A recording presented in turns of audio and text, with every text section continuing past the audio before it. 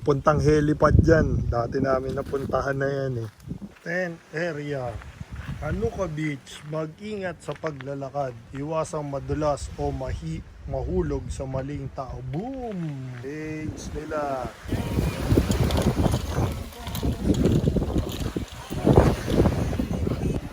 Ayun na! Ciao! Naluto rin! Tuyo! Wish mo lang pala kayo, pumunta pa kayo dyan. Pulutan! Salamat sa dagat eh. Kikiam! Madalas namin pinupuntahan dati talaga tong cove na to. Di naman siya matuturing na isla kasi halos nasa gilid lang siya ng Nasugbu. Yun nga lang, wala talaga siyang madadaanan papunta dito kundi ang tawid dagat lang at mga bangka. Di na namin mabilang nakailang punta na kami dito. Pero ngayon lang kami ulit bumalik simula nung tumaas yung presyo niya at nagpalit na ng management. Ganun pa rin, panalo pa rin talaga tong lugar na to.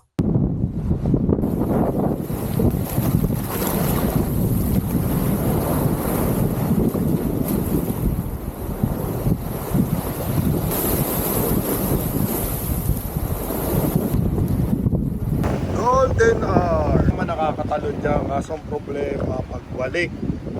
Medyo matatalim yung bato dyan sa gilid. Dati pwede pa umakyat doon. Ngayon hindi na pwede. Medyo masukal na yung daanan. Yan, peaceful. Dito kami naliligo dati. Di ba, Mi? Kaso, ang hirap sumampa dyan. Ang tatalim ng bato.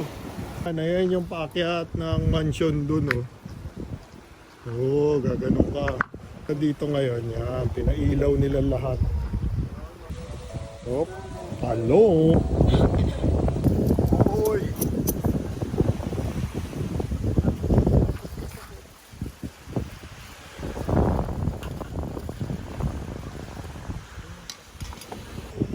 Good night. Dito sa Hanuka Beach. Yan. Sabi nila ilaw. Madilim dito. Siya. Liwanag din.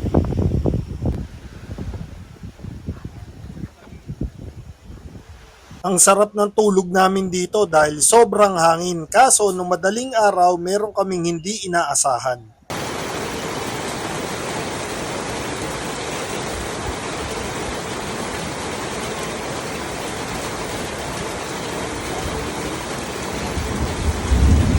Kailangan namin lumipat at mabasa kasi napupuno na ng tubig yung ilalim namin.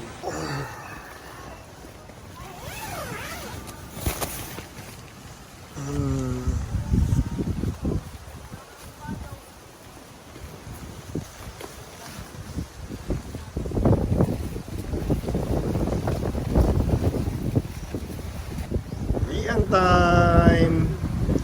Grabe hangin, ah. Hindi kami maaga kasi maalon. Parating na bagyo yun, oh. Kita mo yung dilim dun, oh.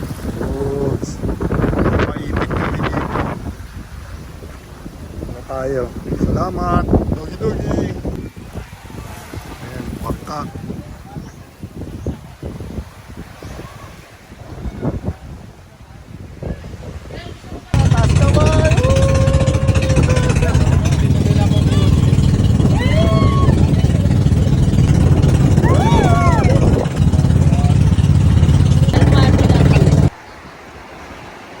Maraming salamat sa pagsama sa amin. Sa susunod na biyahe ulit. Paalam!